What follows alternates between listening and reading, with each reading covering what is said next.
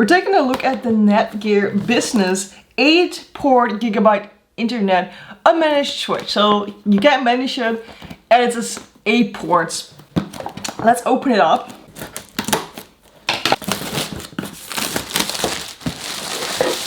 Seems to be opening at the side. Got upside down. Here we go. Empty. This is a pretty big bag for a little manual, but there is some manuals in here. This is the actual switch. Let's open it up.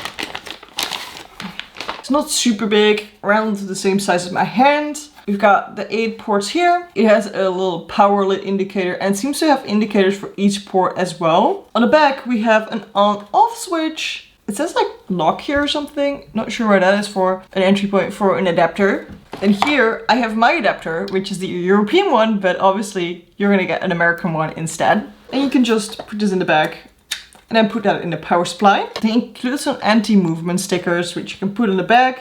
You can see that there are some spaces for it here, these round circles, so you can't move it around as much. And they included 2 screws, so if you want to mount it on a wall, you can do that with the screws that are included as well. Keep in mind though, it has 8 entry points. Obviously, if you want to get internet on it, you need to have one of them go to your router, so you actually can attach 7 things to it and not 8, because one needs to go to your router to actually receive the internet from. The size of the switch is apparently about 4 by 3.7 by 1 inch.